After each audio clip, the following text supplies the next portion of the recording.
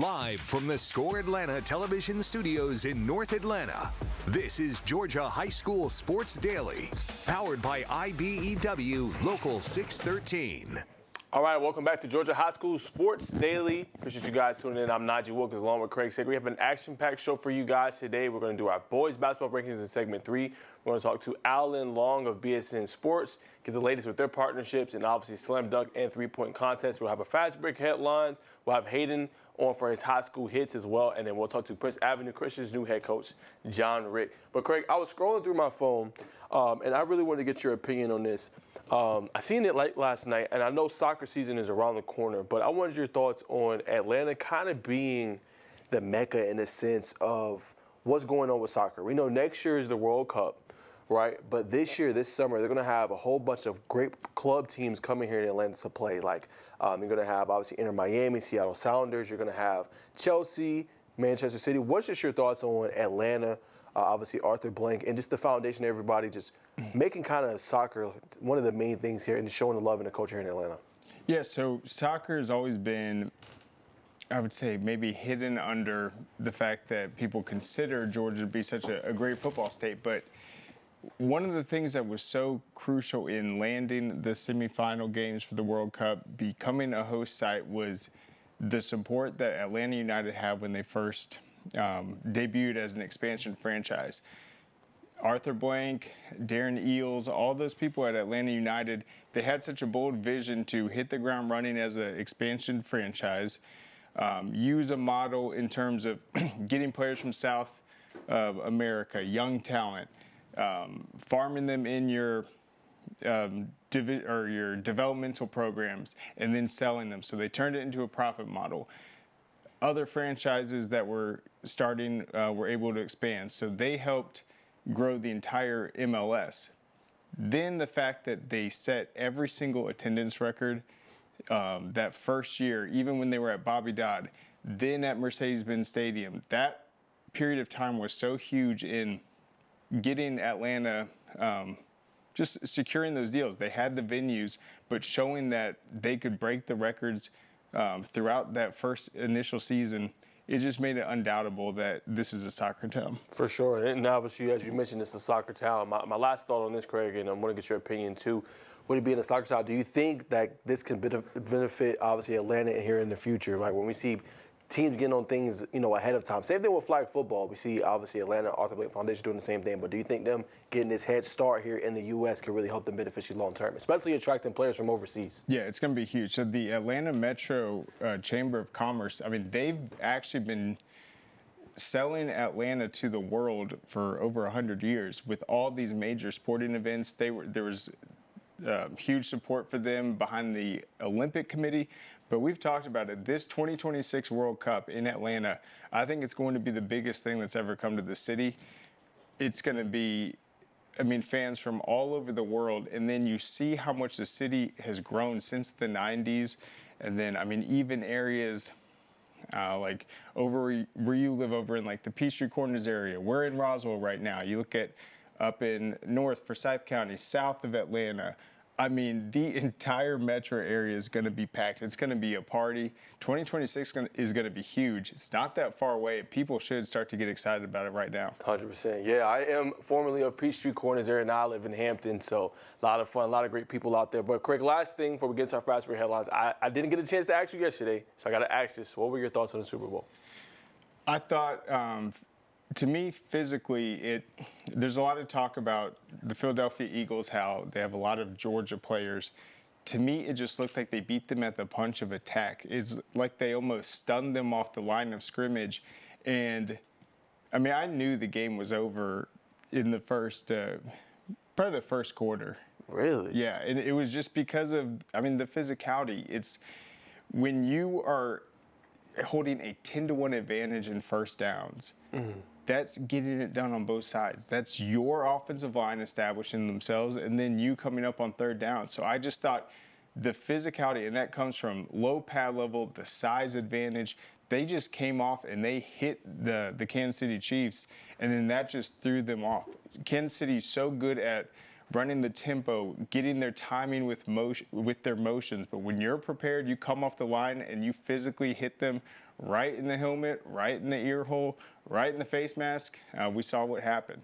There you have it, obviously. I didn't get a chance to ask Craig yesterday, but as a fan, I did want to see what he thought. All right, guys, let's get to our fast break headlines, starting right at the top with German Abney lead Pope pass last year in the Region 6 5A tournament.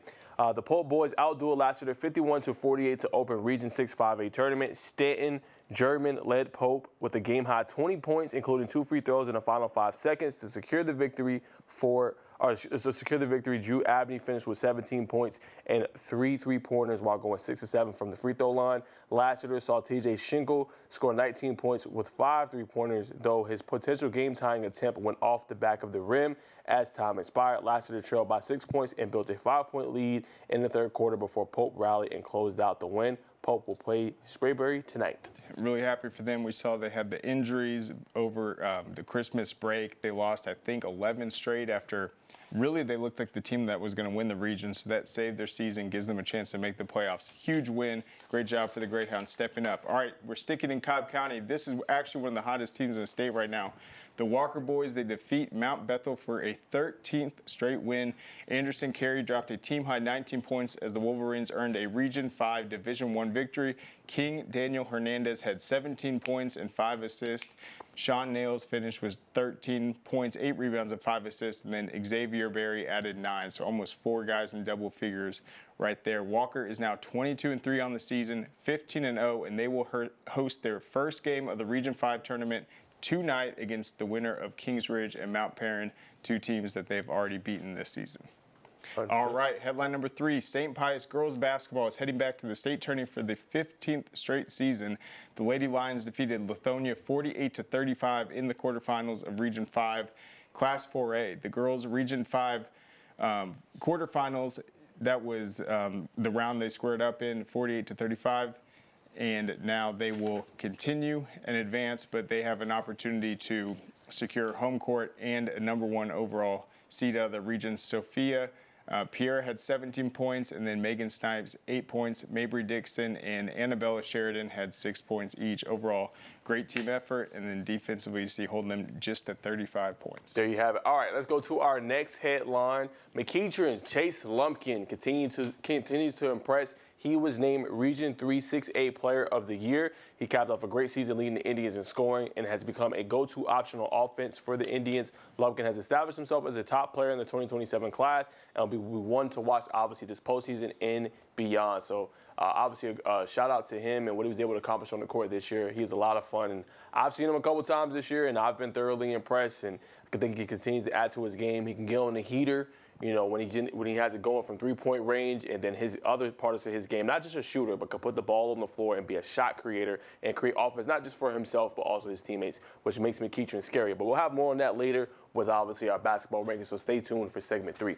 All right, real quick on that, Najee. Yep. I know we watched McEachern in the Corky Kell Dave Hunter. What stood out to you about Chase's game? Yeah, I think I was saying that just like his ability to stretch the defense, right? I mean, you don't really see, I know it's becoming more prevalent now, but you don't see a lot of players that can pull up from logo and be efficient, right? I think some guys shoot that shot and it's like, 20, 30%. This guy can hit that at a 40, 45% clip, you know? And then on top of that, I seen him, obviously, when they went up against Pace Academy, and his ability to put the ball on the floor, you know, be able to spin, step back move, go in the interior and finish around the rim through contact, I think was special to see. So his game is just taking a whole nother step. Yeah, I mean, a huge accomplishment, sophomore winning Region Player of the Year. You know, very big accomplishment. All right, next up, another big headline. Obviously, if you got a chance to go to UA camp, man, you know, this kid's special. Craig, I think you got a chance to see him. You've been talking about Sprayberry for a while. I know they got a new head coach now. I know Brett Varver, who's obviously not at Etowah. But Sprayberry, defensive back, Jordan Evans is something special. He's set to commit February 19th, even though this is dead period. He is going to choose between Florida, Alabama, Tennessee, Georgia, and Oklahoma. He was named the On-3 MVP at the Under Armour camp this past weekend after a stellar job, and he is rated as a 4-star on every single platform. My thoughts, my first time ever seeing him in person, special. I mean, he's just different. The way he moves in and out of his brace with his length and athleticism, his ability to jam and press up on receivers. I think it's something special as well, just kind of jam him within that first couple 5 yards and then not allow them to get into the route. And then also they was running where he could kind of play a little bit off, and he was coming to the ball every time and knocking it loose or getting the interception. I mean, the kid was special. He had even all of the media was around him. That was probably the first time I've seen it like that, Craig, since last year with Isaiah Gibson. He had a lot of media people around him when he came. That was that same kind of treatment for him. Yeah, well, I'm really glad we got to televise Sprayberry last year. Really, they've had the best secondary, one of the best secondaries in all of Cobb County in the last 2 years. Same situation this year, and that's going to be so huge because when you can have guys that can have cover in one-on-ones out in the perimeter, now you can go up against a team like Kell that's very good at running the football, and you can try to load the box knowing that you can trust those guys in the secondary. So I think they've helped close the gap. They've got Pete Fominia, sorry, Yep. Coach, coming over from Hiram. He's taking over. I feel like he was a great hire to replace Coach Vavra, who left after this season. Sprayberry is still a red-hot program. I think that secondary would be something to watch. And how about potentially next year, those two teams, if they end up facing off? It'll be an interesting test because you got Braden Rouse on the other side with Kell. You got their quarterback coming back, Narkeezy. You still got Mooney Gibson. And I heard they got this guy, this 2026, 2027 guy that can fill it up as far as a wide receiver spot. So it might be an interesting test between Edmonds and him, potentially going neck and neck this year. Yeah, and physically, Sprayberry is right there too. I mean, they beat Sequoia last season after stumbling against Kell in that opener. But you look at what they did last year. I think they will have a lot of confidence to try to repeat. They won the region title last year. Definitely the confidence comes from that secondary. 100%. All right, guys, don't go anywhere. If you like the first segment, we'll be back with more with Alan Long of BSN Sports to talk about the latest partnerships and the slam dunk and three-point contest coming right around the corner. Great teams are committed, focused on the details, and work hard to be their best. From practice to games, right down to their gear. Your field is a critical part of the game that allows your athletes to showcase their athletic abilities. Sports Turf is committed to bringing your team innovative sports surfaces with unparalleled performance. You bring the vision. Our team brings it to life. This makes my dad proud. He went through his whole career as an employee. Now I'm the employer, something he didn't achieve. We are signatory to IBEW and do IBEW people wherever we go that we feel like they are faster and better than any of our competition. The advantages of being a signatory contractor is you're trained employees. You have unlimited manpower. It allows me to bid on jobs that I ordinarily would not go after. We celebrate the athletes, the buzzer beaters, the record breakers, the wins. Now, it's time to celebrate the people behind it all. The advice givers, the community shapers, the game changers, the life changers. It's time to celebrate our coaches. Join all of us at BSN Sports and show your coach some love by sharing their story with #ThankYouCoach. Man, you know how to do this? Man, I don't even know. I was flipping burgers last week. Violation, unsportsmanlike conduct, impersonating a craftsman. Skilled trade unions are well-trained career pros, not part-timers. Construction is a rewarding and lucrative career with the advancement potential, but you have to do it the right way with the right training. Learn how you can be a pro. Find your career at GeorgiaConstructionCareers.com. Georgia High School Sports Daily is brought to you by the International Brotherhood of Electrical Workers, Local 613. Electrify your career. All right, welcome back to Georgia High School Sports Day. Remember that you can watch the show on Peachtree Sports Network via YouTube TV, also the News First app, and CBS Sports local streaming app, Zeem. But without further ado, let's go ahead and bring on Alan Long of BSN Sports. He's been doing it for a long time. How you doing, sir? I'm doing well. How are you guys doing? Thanks for having us. Yes, sir.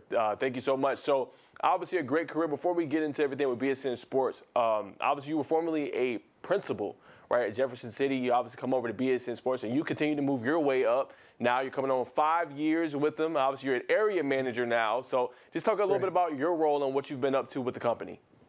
Well, you know, I was a basketball coach and a teacher, started in Texas, came to Georgia 30 years ago, and then went through administration and last job was at Jefferson County High School outside of Augusta, and so finished that up, and then wanted to do something else completely different than education once I retired. So went to work for BSN. It's been great. Been doing a lot of different things with them, and been involved in GHSA again because I was actually on the reclassification committee and on the board of directors before when I was in the schools. So this has been a great way for me to give back to GHSA, which we truly believe in.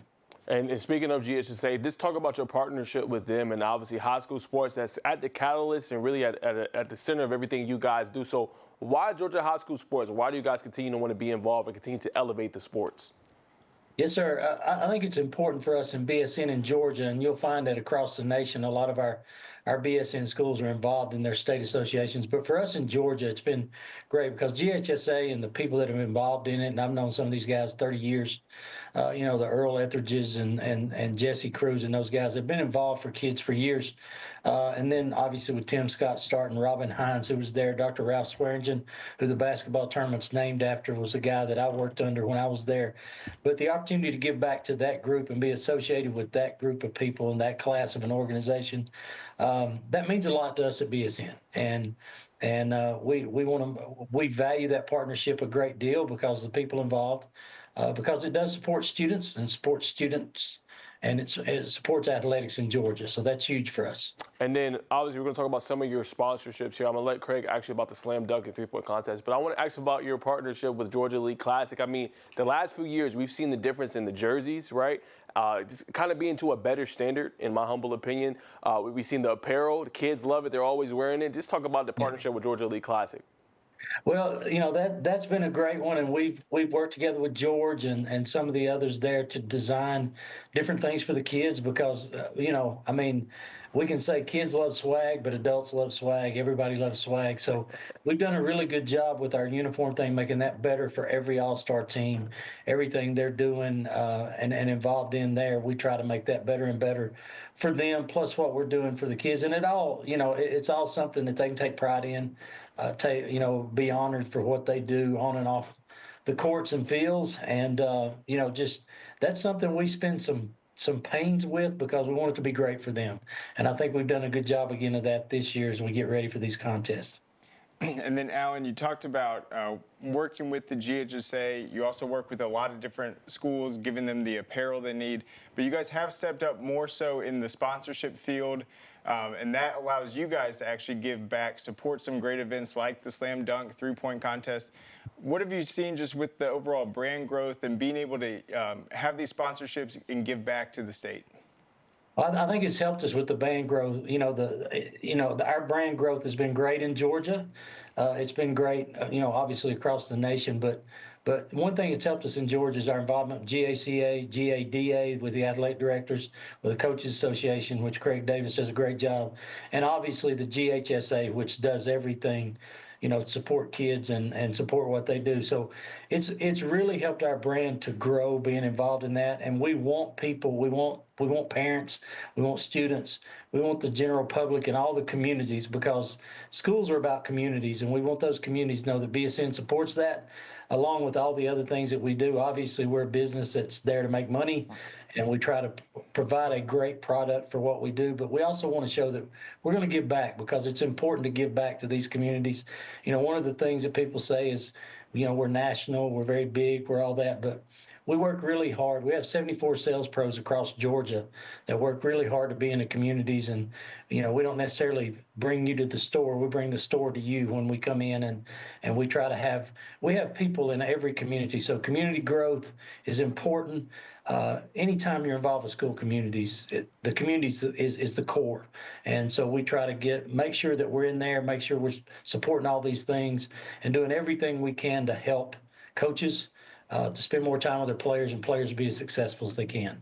And then, Alan, we've seen a lot of programs, they aren't afraid to maybe change up their uniforms, have some alternates. You're trying to make it financially beneficial for the programs. What have you kind of learned about just how to create a good deal with these schools, and how long the typical school tends to get the uniforms for their programs? Well, and we've seen a lot of different things. One of the things that we've done at BSN is we've developed our own line of uniforms, and we've went to great pains to do that. Our uniforms have custom uniforms on a 4 to 6 week turn, fully sublimated and designed the way coaches want them. Is what we've tried to do, and I think what coaches have found that have worn those, they have great price points because they're ours. But what coaches are able to do is do a supplemental, do a cancer, do a pink out jersey, do a blackout jersey or yellow out for whatever we have going on those months, whatever's important, whatever they're doing to get the kids to give back. So we try to provide that at a good price with our BSN uniform. We are the biggest Nike producer in the nation. We do have Nike, Adidas, and Under Armour. We have all those uniforms custom and stock. People love to wear their own brand. They love to wear, different brands, and they all, some particular to Under Armour, some to Nike, some to Adidas. But what we try to do is provide all those price points. Obviously, with those vendors, it's a little bit higher, especially on the custom side.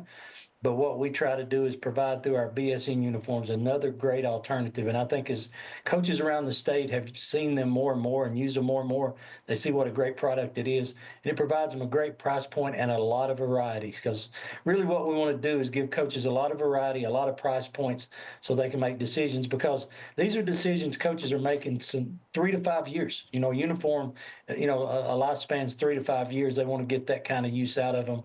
And then obviously, with our uniforms, we want to provide a price point where they can do those special events that they like to do during the year. Alan, let's talk about the Slam Dunk and three-point contest. It's very exciting, just the fact that, there's so many schools in the state of Georgia. You guys stepped up year one as the presenting sponsor. It seems to be growing quite a bit. What are you excited about just with this particular event and how it's been included in the championships?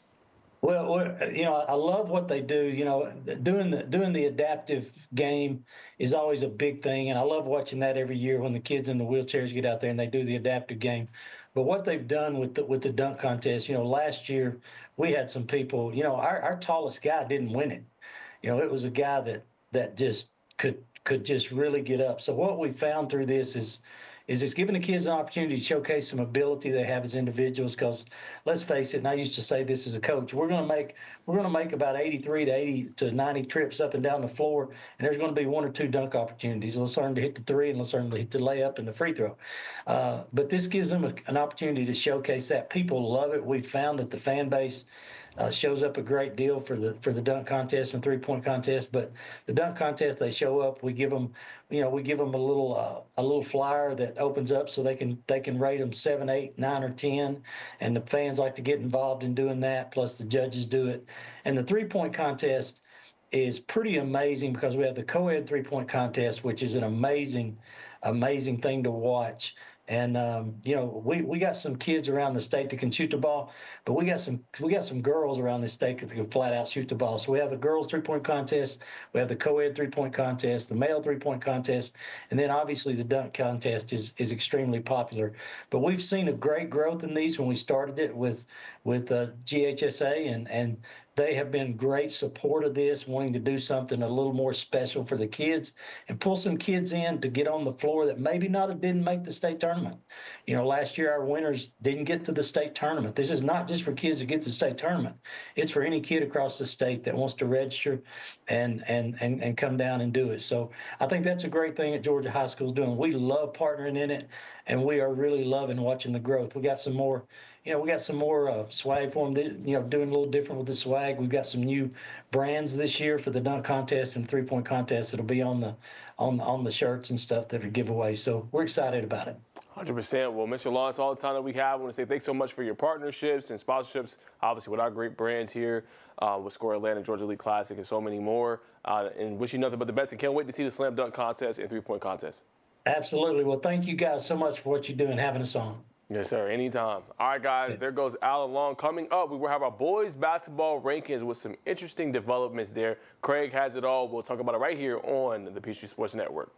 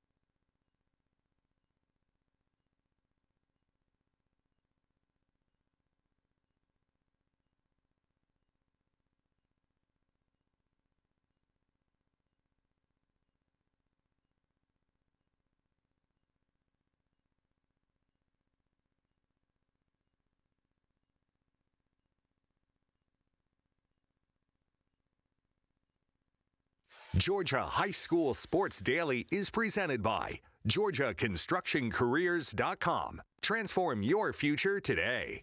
And by Smart Local 85. Sheet metal is a smart move. All right, welcome back to Georgia High School Sports Daily. Nigel Wilkins along with Craig Sager. So a lot to discuss now. We got our boys basketball rankings.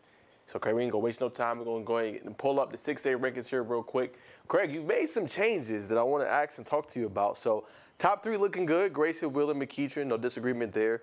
Etowah moves ahead of Walton. What was the rationale there, Craig? Why'd you move Etowah over your Walton Raiders?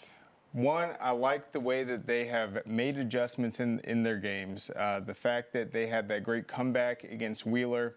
And then, to me, Wheeler is the flagship in that region. They're number 2 for a reason. You got the defending state champs, Grayson, number 1.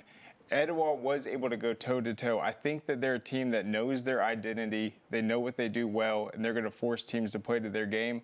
I think the fact that they were able to be more competitive against Wheeler than Walton was, that's why they have the slight edge. And then, of course, they had the head-to-head win against Walton. Still think Walton's a solid team. Really has had success against pretty much every program except those 2 region foes. We'll see how they adjust in the region tournament when they're surely going to have to play with them once again. And then Grayson at the top, we've seen them when they were without Caleb Holt earlier this season, still found ways to win. Their last few games to close out the regular season were very impressive. They had the 58-46 win over Newton at number 6, and obviously another solid team, and then 77-37 win over Rockdale County to close the regular season. Great defensive effort and a good sign for the Rams heading into it. The other change you see, we had Westlake that was a red-hot team. I wanted to see if they could win that regular season region title, but out of nowhere comes East Coweta. They had a 75-66 win over Westlake. So that moved Westlake out, and then Pebblebrook had a really nice win over South Cobb in overtime, 66-61, where they really caught fire in overtime, closed that one out. It looks like they might be in a 2-team race with McEachern to try to upset them. Last question on 6A before we move to 5. Just how dangerous can Pebblebrook be? We know they got a great guard playing Zyrie Brown. We know their front court is really good, but how dangerous could they be if they match up in the playoffs with one of these teams? Yeah, I mean, really dangerous. The thing is, with a team like Pebblebrook, you have to know what your style is. When you're going up against a team like McEachern, if you are saying, we want to do a full court press, we want to slow the game down, you have to have confidence in it. You can't stray from the path. You have to know what your strategy is going into these matchups, and I think you have to do that. You have to adjust to certain teams that might have that size advantage, might be able to beat you in the paint. If you know that you have an advantage where the other team is going to be able to exploit it, you have to find a way to game plan for that and take it away. I think Pebblebrook has been a team that hasn't had those games where they ever get blown out. And then the other thing will be, you got to have a closer. You got to be able to get to the foul line and avoid the other team hurting you in that. All right, let's go to 5A now, Craig. Obviously at the top, this has kind of changed a little bit over the last few weeks, but you're rolling with Woodward Academy as your top team before the playoffs, followed by Tri-Cities, Milton, and then obviously you've been moving back and forth Lee County and Houston County with Lee County on top before we head into postseason. Yeah, so, I mean, Woodward Academy, they avenged that loss to Tri-Cities, took over number 1. I think both those teams have a slightly better resume than Milton, but, I mean, once Milton gets to the playoffs, you got to watch out for them. Wanderber's been outstanding all season long, very consistent, not losing games to show up every single week. You got Dutchtown at number 6. That's a team I think can make a deep run, potentially to the semifinals. And then Lee County, they lost earlier to Houston County. They've avenged that loss. And then when you look at some of the best teams in South Georgia, back in Class 6A on the previous one, you notice we didn't have any teams in that top 10. Lee County, though, has played all them. They've beaten Valdosta. They've beaten Tift County. They've beaten all those teams. So I think they've been the premier South Georgia team so far this year, even though they're also, I guess, kind of in Middle Georgia with their region. But I think that them playing the best of the best in South Georgia, they kind of have a different style of play, very tough. A lot of football players on that team. very physical, and they've been known to make runs not only to the semifinals, but even the state championships the last few years. You can never count out the Trojans. All right, let's go to 4A now at the top. Pace Academy, followed by North Oconee. And then a pleasant surprise, Craig, you put Southwest DeKalb over Cale. Not probably a popular pick, but they get a boost in your rankings, followed by Sister Carroll, Jonesboro, and Tucker. Yeah, we've seen them just turn on late. I think they have more of an upside than a lot of teams on this top 10 where, I mean, if they play their best, they go out there, they can compete with anyone. They are well familiar with competing in these top 10. I really like Central Carroll, and I think Hayden and Max have pointed out how talented they've been to be able to sweep a team like Jonesboro. This is one of their best seasons in recent history. You see Maynard Jackson moving up to number 8. McDonough's back in the top 10, holding on. They've had a tough run, obviously replaced a ton from the last few seasons, but obviously the big storyline is going to be Pace Academy and North Oconee, two teams that have tons of championship experience, and then with North Oconee winning it for the first time last year, they know what it takes. They're peaking at the right time, and they are full strength. All right, let's go to 3A now. At the top is Cedar Grove, Cross Creek, Pickens, and Sandy Creek. My biggest question for you, Craig, outside of that top 4, is there any of those teams at the bottom or underrated that can maybe give them a chance? It seems like all those teams are top heavy. Yeah, this was the biggest shift I made in any poll, and I put Jefferson at number 6. You look at Jefferson, it's almost like a head scratcher, and I've got to think that it's because they made that run to the football state finals. They lost to Cherokee Bluff earlier this season by like 30 points. 20 points. They've now beaten them 2 straight times. They're very close games, but they've been, ever since January hit, they look really good. I had to put them above it. And then you see East Hall also in that region. They actually won the regular season region title. But I think with Jefferson, Cherokee Bluff, and East Hall, those 3 teams right there at 5, 6, and 7, whoever comes out at the top of their region, think will be a very dangerous team. And then Pickens been outstanding this season also. And you still have Cedar Grove at the top. We've talked about Gillespie, their sharpshooter. I think he's a difference maker that has come over from Fayette County. You have to put a body on him, and having a guy that can just catch it without a dribble, shoot from the corner, and heat up. He can make 5 threes in a game if you leave him open. A really big weapon for Cedar Grove that can shoot in any gym. All right, let's go to 2A really quick. Carver, Columbus, Columbia, South Atlanta, Kip, Butler, Laney, Union County, Morgan County, Spencer, Sumter. Let's go Class A Division I. Get through these before we wrap up. Putnam County, Southwest Macon, Temple, Best Academy, Dublin, Model, Rabun County, Vidalia, East Lawrence, and Commerce. Class A Division II.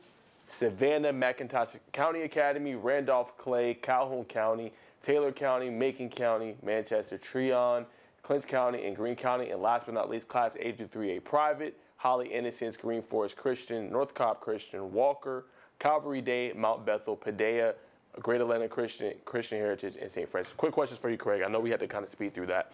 I do want to ask you just a little bit about the end of your rankings to St. Francis real quick. Just what was your thoughts on that? And the Savannah McIntosh County Academy, that's a very interesting one, too. Teams that could meet down the line. Yeah, well, Savannah, they knew that loss to McIntosh County Academy, if they made it that way, could be the best thing that ever happened to them. It kind of woke them up, gave them a rallying cry. They marked that game on their calendar. They handled business. They won the rematch. Took over number 1. They knew that game would put them back on top as the favorites. And then in that Class A through 3A private, Lovett is a team that had some question marks. We talked about them. They were top 10 the whole time. I think St. Francis has performed better late in the season. And then another team that's interesting, you see Mount Bethel up at number 6. They have probably 10 losses this season, but we just talked about their matchup with Walker to close the regular season. That was like a 2-point, 4-point game. So they are right there. They're very close.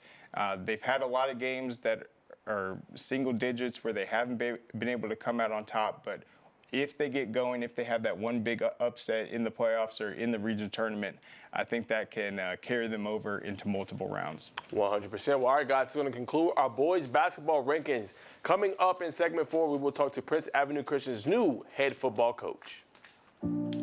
We celebrate the athletes, the buzzer beaters, the record breakers, the wins. Now, it's time to celebrate the people behind it all. The advice givers, the community shapers, the game changers, the life changers. It's time to celebrate our coaches. Join all of us at BSN Sports and show your coach some love by sharing their story with #ThankYouCoach. Dang, where you get this car? You need to join the union. The union? Absolutely. You can get 10 of these. Union construction workers earn the highest wages with the best benefits and the most protection in the construction industry. Find your career in construction. Go to GeorgiaConstructionCareers.com and start your future today.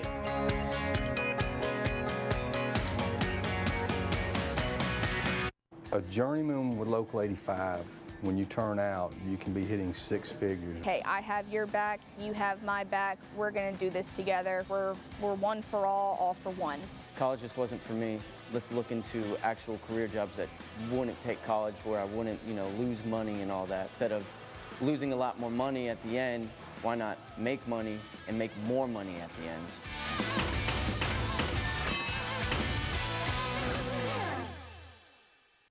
What happens after you graduate?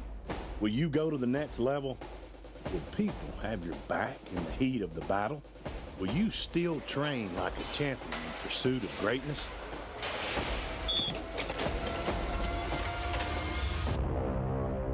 You will when you become an IBEW electrician. Join our team. Visit IBEW613.org. All right, welcome back to Georgia High School Sports Daily. So without further ado, it's now time to welcome on Prince Avenue Christian's new head football coach, John Richt. Coach Richt, thanks so much for coming on. How's everything going? It's going good. We're moving right along here at Prince. Excited for the opportunity to keep the ball rolling and keep working towards the ultimate goal every year. Getting back to the Dome and finishing some unfinished business. 100%. Obviously, you come from a great esteemed family, a family that's known across the country for coaching. So for you, what were just some of those big lessons you learned early on as a kid, or even when you first started coaching, that's kind of helped you and prepared you for this opportunity? Yeah, well, I've been blessed with a lot of different opportunities that have given me the chance to sit back and learn from others, whether it be with Rex Ryan in the NFL, my dad at the University of Miami, and then most recently in the high school world with Coach Vandegrift. 3 great guys that did a lot of great things in their own way, but also did it at a high level.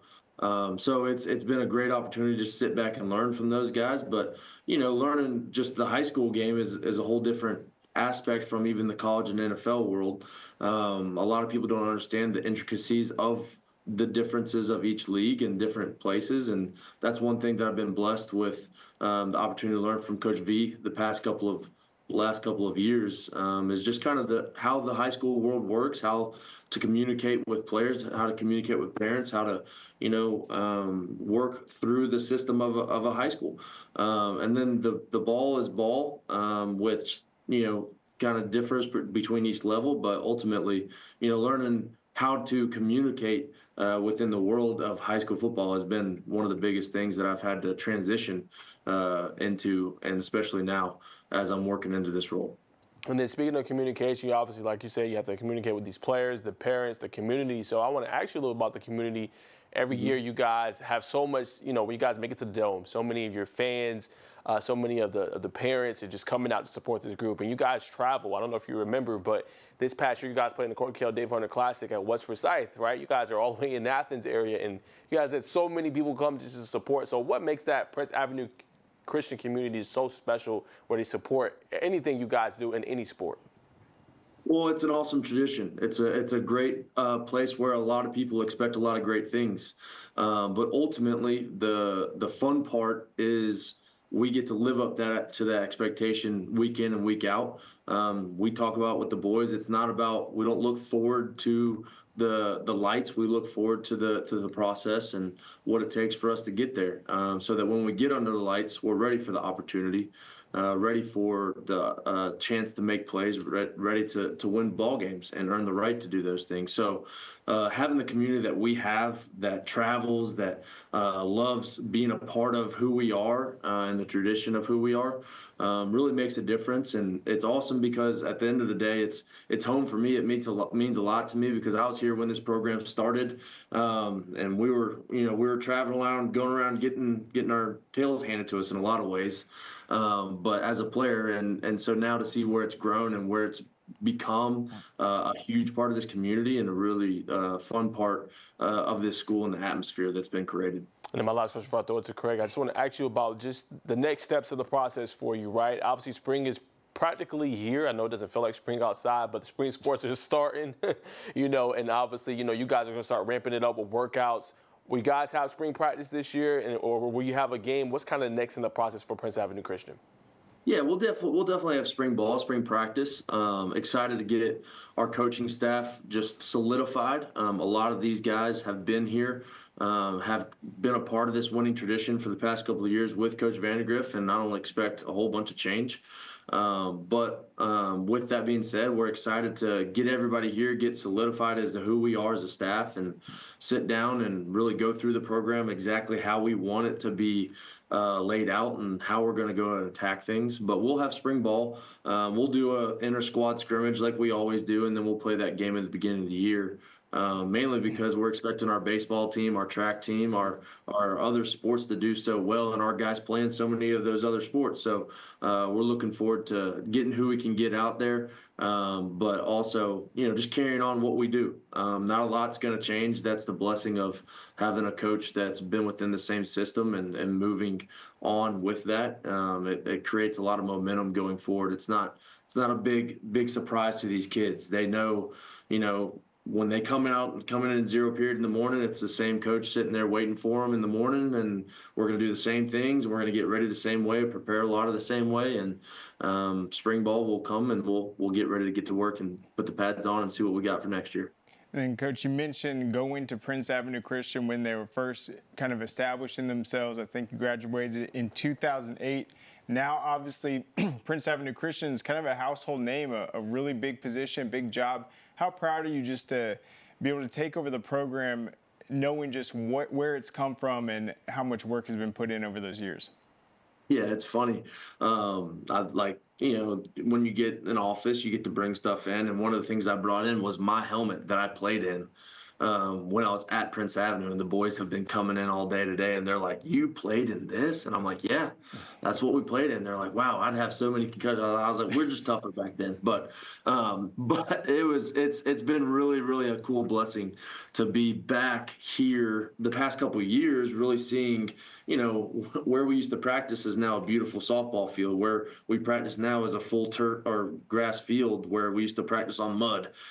So just the evolution of the school, seeing everything come together and the community come around and really support that aspect of it has been really, really cool. And now, getting to be at the position where I am, where we are as a team and as a program, I'm excited. I'm excited for the future. I'm excited for the challenge in order to keep this place a household name and continue to push forward and do what we can to win football games and honor the tradition that's been put before us. And then, Coach, one of the things that I love about Prince Avenue Christian, you guys are a very fun team to watch. I think you guys do things the right way. And then what's also impressive is during this most recent run, you guys have replaced a lot of outstanding players on the offensive side of the ball, but then you're a team where you can have 3 receivers go for 1,000 yards. They all graduate, and the same things happen the next year. New guys stepping up, the underclassmen. You guys weren't afraid to use 2 quarterback sets last year. What's kind of the offensive philosophy that you've had to be able to just keep up with the standard and some of the great milestones and just marks that you guys have been able to do game in and game out? Yeah, so it's funny. When I was took over the offense coordinator role 3 years ago with Coach V, they had been scoring a lot of points. I mean, he averaged over 40 points a year per game. And so basically he pulled me in, and he didn't tell me this when he first brought me in. He brought me in like the day before the first game. He's like, "Hey, John, just to let you know, if you don't score 40 points or more, you're fired." And I'm like, do I at least get the rest of the season to make sure my average gets to 40? And so that's just kind of a running joke, but it's been a great deal where we've had to move around and do things a little bit different the past couple of years. When we had Aaron Philo and a lot of those receivers, we were throwing the ball all over the place. We, threw for over 4,000 yards a season. And, this past year we had a really dominant offensive line, a really good tailback, 2 quarterbacks that could both run and be physical in the run game. And 2 tight ends that came along throughout the season. And so we were able to get into some different sets that people don't normally see us get into, but it's fun. It's a system that allows us to be creative on a week-to-week basis.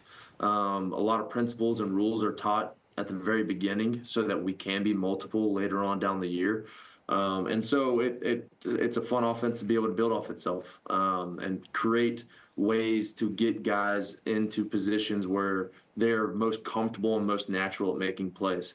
And that's ultimately our goal. Put our players in positions to make plays. That's my job. That's our job as a staff, is to get those guys in a good position, and it's their job to take advantage of the opportunity once we put them in there. 100%. Well, Coach, that's all the time we have, but appreciate you coming on, Coach Sprint. Wishing you nothing but the best, and can't wait to see those Wolverines this next season coming up. Yes, sir. Appreciate you all having me on, and go Wolverines. All right, there you have it. Go Wolverines. All right, guys, coming up, we will have Hayden's high school hits, get the latest that he's working on, and talk about everything that he has up on scoreatl.com.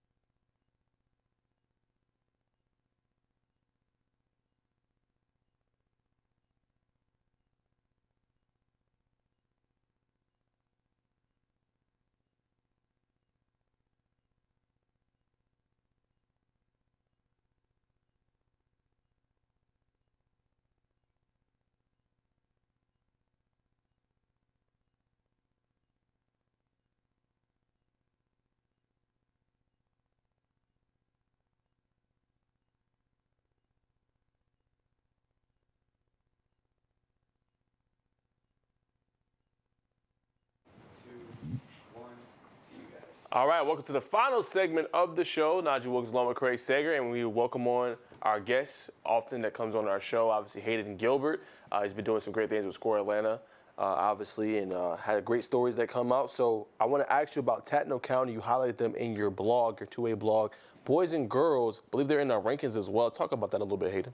It's just one of those things of, it's really impressive when you have these teams, and it's not uncommon, but at that level when there's so much turnover and one player makes such a major impact, to have two teams that are both right there at the top of the classification and that are both really good at that low level.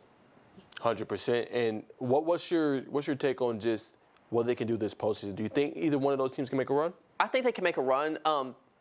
It's so hard, those low levels, especially because there's so many schools that they're so far apart and they're so hard to really get a grasp on because we see it every year where teams just make these deep playoff runs that are 3 and 4 seeds just because the regions turn out to be a lot deeper than we thought they were going into the season.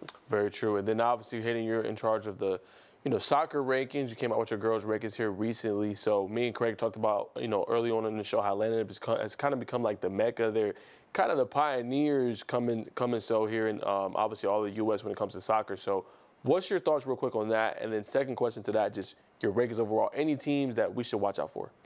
I mean, it's real. The talent in the state's really impressive. You look throughout it, and especially on the girls' side, which I do the rankings for. There's so many great girls players, and there's so many great girls players that play high school soccer and that focus on high school soccer and aren't just playing a rec ball or travel ball or schedule like a lot of the boys do. 100%. I've got a quick question about your rankings. You were telling us some of the classifications were easier, some of them were harder. I know the Class A through 3A private, you mentioned there's 5 defending state champions, so that was easy, knowing who's going to be in the top 10. But, I mean, what are your thoughts just about who you like at the top of that, just with all the different classifications and defending champs coming together in one field? It was that was probably when it comes to overall, I mean, I went back and looked at our rankings, our final rankings from last year, and there were 16 teams that were ranked inside our top 10 in one of our classifications. There's 5 defending state champs, and that one was it. What made that both? It was really nice to have all of those teams, but it was also really hard because you're like, well, like GAC won 5A last year in girls soccer, so it's really hard to get a grasp on how that's going to translate from when you have teams like Aquinas and Padilla who won Division I, Division II, how they're going to translate into this region with schools of all different sizes.